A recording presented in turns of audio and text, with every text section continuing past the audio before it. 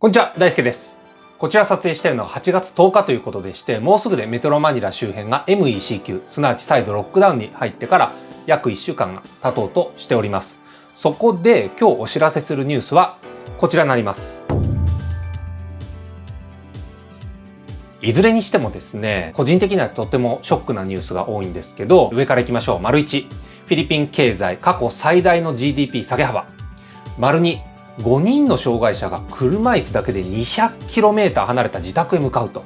ちょっとね、これ結構ショッキングな映像があるので、皆さんにご覧いただこうと思います。3番、ファーストフード店でご飯と水だけを注文した男性。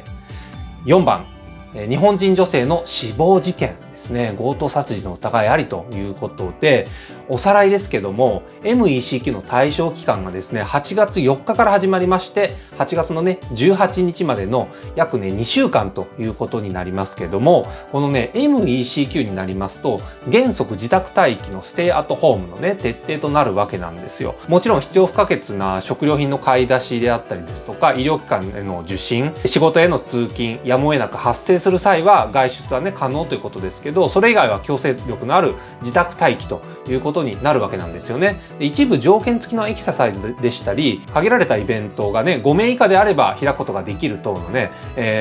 条件もあるんですけど、かなりきつめのロックダウンだと理解していいんじゃないでしょうか。公共交通機関は引き続き運休、すなわち鉄道、バス、ジプニー、タクシー、トライシクル、すべて使えないというね、理解になろうかと思います。フライトに関しても国内便はすべてストップされているということですね。ということでね、なんとかフィリピンの皆さんがこのね、期間無事で2週間も乗り切られることをね、祈らずにはいられないわけなんですけども、と言いますのもですね、やはり3月からすでに5ヶ月が経とうとしているわけですから、世界にも稀に見る長期化されたロックダウンといえば、フィリピンなわけですよ。で、この経済に相当なダメージを与えているとね、見られるわけですから、心配ですということで、このね、丸1番からもう行きましょう。フィリピン経済過去最大の GDP 下げ幅ということで、ブルームバーグが8月6日に報じておりました。フィリピンがリセッション入りということで、4月から6月の GDP は過去最大の縮小ということですね。リセッションというのは景気後退局面のことですね。ここで問題です。皆さん、フィリピンの GDP ですけども、何%の縮小だったと思われますでしょうか？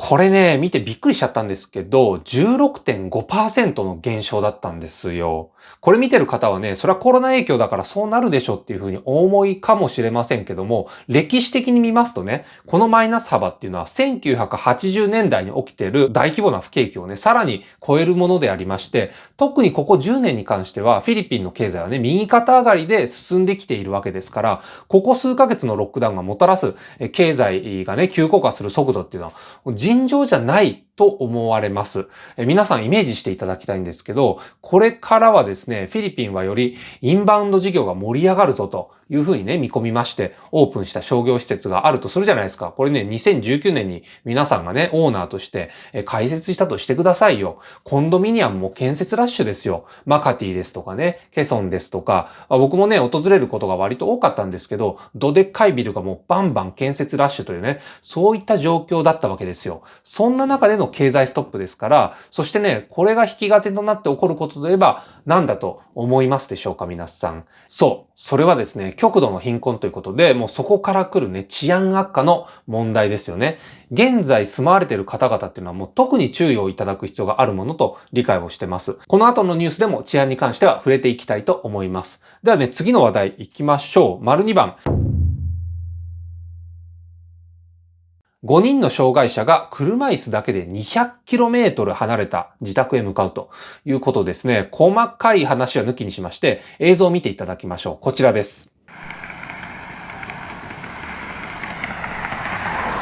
この5人の障害者という方々はね、こういった車椅子に乗った皆さんだったんですね。彼らが向かっているのはリサール。出発点はパンガシナンということですので、200km 近くね、離れている計算になります。長期にわたるロックダウンで自宅に帰れずに何ヶ月も過ごして、最終的に自分たちの力で帰ることにしたというね、こんな模様だったようですね。徒歩のスピードだったとしてもね、休憩をカウントしなかったとしても通常スピードでね、丸2日かかる計算ですから。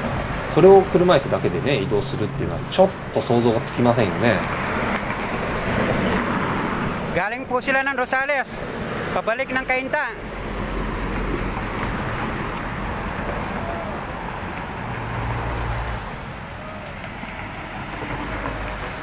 Ito po yung mga naka-wheelchair. Galing po sila ng Rosales, pabalik sila ng Cainta. Dito po sila pinasakay. 彼らがなぜこんな格好をしているのか、傘をね装着しながらね、進んでいるかというと、風雨から身を守るためということですね。フィリピンでは突然の豪雨といいますかね、スコールといいますか、しょっちゅうありますからね。彼らは全員フェイスマスクを着用しているということですね。Sir, ano masasabi niyo, sir? Sir.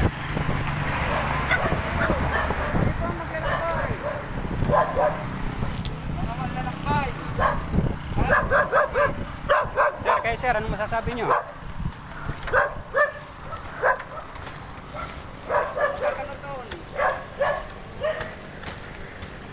はい、ということなんですけども、家に帰りたくてもね、帰れない方っていうのは本当にたくさんいる最中なんだと思いますよ、今は。特にこの動画で感動した点がね、やっぱ僕はありました。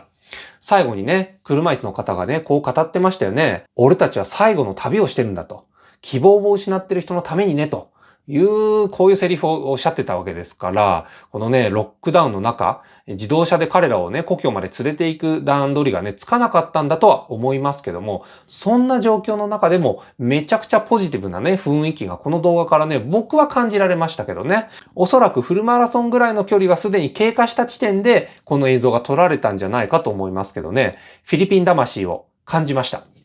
彼らがね、リサール州の自宅までたどり着くことを、陰ながらですけどね、応援したい気持ちになりましたね。どうか無事であってほしいです。はい。ということで次行きますけど、こちらもね、ローカルで報じられていると言いますかね、Facebook に投稿された情報をご紹介いたします。丸3番。ファーストフード店でご飯と水だけを注文した男性ということですね。こちらはですね、パンパンガッシュのファーストフード店。写真を見る限りですとマクドナルドですね。店員さんがある男性を見つけたんですよ。その男性がですよ、店に入るや否や震えていて飢えてるように見えたということなんですよ。これはね、店員さんの言葉ですけどね、ちょっと訳しますね。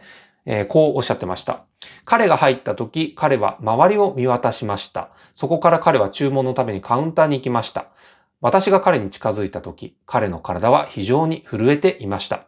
しばらく彼と話しましたが、彼はとても緊張していて、うまく意思疎通を図ることができませんでした。おそらく彼は極度の空腹であったものと思われます。私が得た唯一の情報は、彼がタクロバンからだったということだけでした。彼は仕事を見つけるためにパンパンガに行ったところです。残念なことに、そこでロックダウンに巻き込まれて立ち往生となってしまったのでしょうと。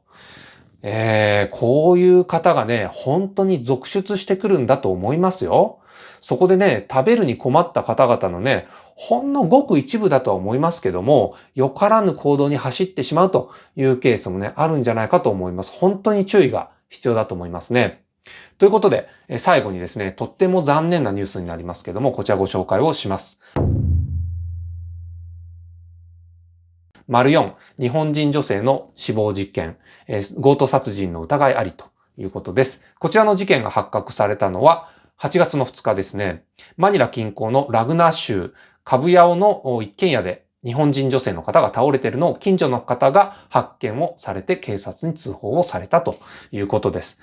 この女性ね、手足が縛られて口元も布で覆われた状態で発見されたということで、残念ながらね、すでに死亡されているということです。で、この方のお部屋からは現金ですとか、携帯電話がね、なくなっていたということですので、警察としては強盗殺人事件として捜査をしている模様なんですね。で、この方がお住まいなのはラグナ州のカブヤオということですので、マニラ中心部から車でね、南下したところですね、1時間ほど離れたところだと思います。湖が近いね、郊外の住宅地っていうね、そんな感じなんだと思いますよ。で、警察の調べでは、屋根の下のね、部分に穴を開けまして、内部に侵入をされたということですから、もうね、これだと気をつけようもないですよね。いや、ちょっとこれは困りますよね。でね、この犯人が侵入されたと思われる時間帯っていうのが、大雨が降ってたようなんですよ。でね、警察としては犯人が雨音で侵入時の物音がね、かき消されるタイミングを見計らったんじゃないかというね、見方もしているようです。フィリピンはね、日本と違って割と至るところに防犯カメラ映像が残っていたりしますのでね、このね、地元の警察の皆さんには不審なね、人物の割り出しっていうのを、どんどんね、進めていっていただきたいなと思うところですね。で、僕もですね、この地域の隣にあるね、そのタール港には訪れたことがありまして、マニラを抜けますと、郊外のね、ゆったりした田舎町がね、広がってるっていう、そういう印象を持っているんですよ。でもね、こういった事件が起きてしまうと、今ね、フィリピンのマニラの市街地だけではなくて、周辺地域も含めてね、田舎であったとしても、治安悪化に対してはより一層気を引き締める必要があるんだなというふうに感じました。僕はね、現地にいることができなくて、遠く離れた日本からこういった情報をね、お伝えすることしかできませんけども、どうかね、現地におられる方、今はロックダウンの真っ最中にね、遭遇しているという方が非常に多いと思います。